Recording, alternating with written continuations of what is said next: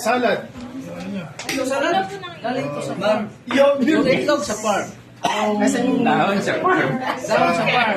Yung kasi Rose, tumayo ka kasi Rose. Ayan na lang po yung sa kabila, chef. Hindi ko na kayo magamit ka rin. Appetizer o yung appetizer? Kinakabahan ako. Pork belly, ano ba? Saan? Chef, ito na lang po yung tanongin nyo. Nalibasan ko ng gutom yun. Mashed potato with pork roasted. Ayun na. Dito ko na po. Sino pa rin? Ano yung gravy mo? Sa oven niluto. Yung gravy niyo daw. Sige, kasi sinasabi ko nga sa inyo, sa assessment, no? Galing yan sa katas. Minsan kumukuha siya dun sa 14-day calendar menu nyo na ginawa. Papa-explain sa inyo. To pick up lang siya dun kahit sabi mo breakfast lang siya. Bacon. Sinabi mo bacon for breakfast tsaka fried egg. Tanungin ka, paano mo niluto yung bacon? Pwede mo ba isa pa iluto yung bacon tsaka yung fried egg?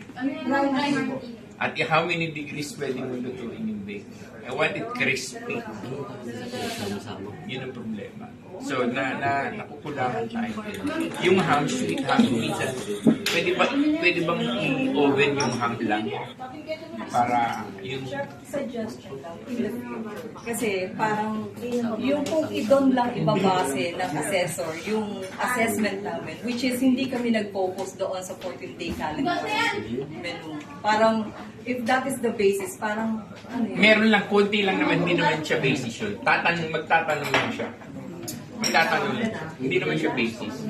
You prepare the 14-day calendar menu according to the dietary plan. So, ano yung dietary plan? So, you have to consider the religious belief, calories, lahat. Eh, kaya natawagan ko yung mga 14-day calendar menu nyo. Talagang masustansya. Pero wala siya doon. Wala siya point. Gusto niya lang malaman na alam nyo.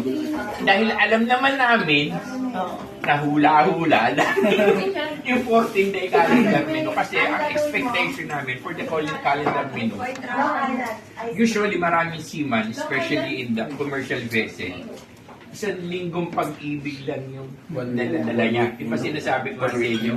Kaya pagdating ng araw ng Lunes, alam na ng mga kasamahan kung anong ulam. Pagpupustahan pa yan. O Lunes, sinigang. Parang ganon. Kaya sabi ko nga sa inyo, hindi pa kayo maplaplasahan makakapag-actor ng kusinero, magdala kayo ng notebook, araw-araw isulat yung niluluto mo.